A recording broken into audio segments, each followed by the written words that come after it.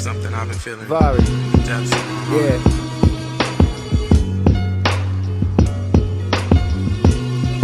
Yeah. God is real and he using me for a bigger purpose. So fuck the world that would have you think that a nigga worthless. Sometimes I think that these verses can help a person way more than the ones they reading in churches on days of worship.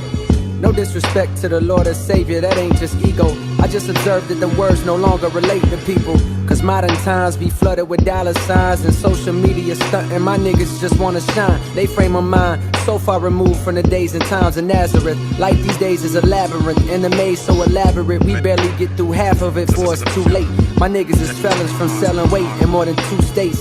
2-2 in his waist before he could even shoot straight. Quick to draw on you like Aaron McGrew, the nigga who fake.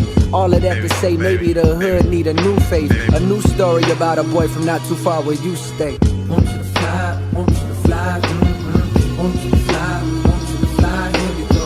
Want you to fly, want you to fly, want you to fly, want you to fly, here we go. His mama was the virgin named Yolanda, and she raised him on her own. After she was disowned, her mama called her a liar, said get the fuck out my home since you wanna be grown. So there she was now, 17 and alone. But this little boy that grew in her stomach made her feel strong. The angels paid her a visit one night and let it be known this was God's child. Woman, behold a miracle. She shed tears cause she never believed in the spiritual, but her heart was pure and she was good. For 18 years she raised him on Section 8 in the cold embrace of the hood. Did the best that she could. The boy was named Javari, walked with the spirit of his father emanating from body.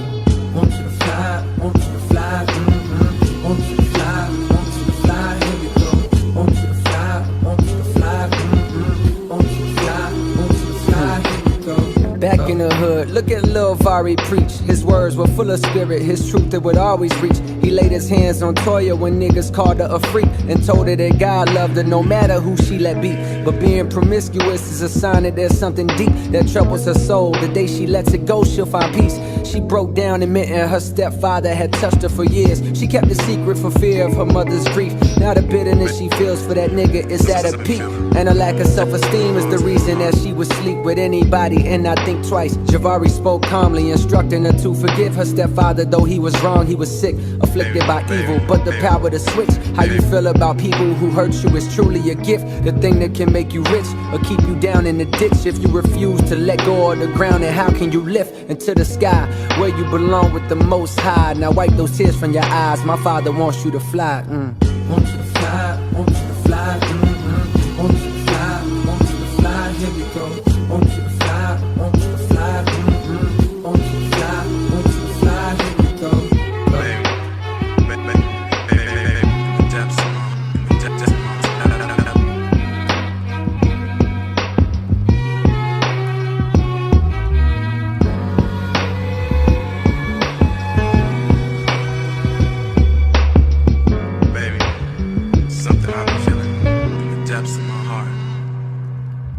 Back in the hood, Javari built up a following. Niggas put down they pistols eventually and stopped swallowing Molly pills. Instead, now they bodies filled with spirit. 12 little homies soaking up every word that they hearing.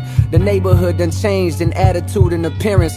Police dumbfounded by lack of crime and they swear it's a fluke. Not knowing the truth that this a miracle. Niggas is waking up, but the powers that be, they fear it. So government keeping tabs on Javari and those who practice adherence to things he teaching. And then comes the interference. They storm the hood, guns out, bust into the house that he slept in. A warrant claiming suspicion of drug possession. But Vari sat calmly as if he had been expecting. Heart full of love, even for those who need to oppress him. They told him hands up and he did just as they directed. They fired on him claiming they thought he reached for a weapon. He laid on the floor breathless, blood leaking from his chest, plus a bullet hole through both of his palms. Ain't that a message? The neighborhood was stressing. The son of God murdered and carried away on stretcher by the oppressor. But 3 days later, the coroner pulled a table.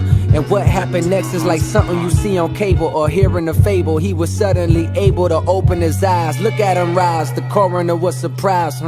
Without a word, Javari walked out, went straight to the hood. The people couldn't believe it, they froze right where they stood as he walked by, shining like a million diamond chains, God flowing from every inch of his frame. He said, hear me out, my niggas, let me be your proof. My father is real, and through love, homie, peace can be found in the veil. I died for you so that one day you would be able to see you a child of God just like me.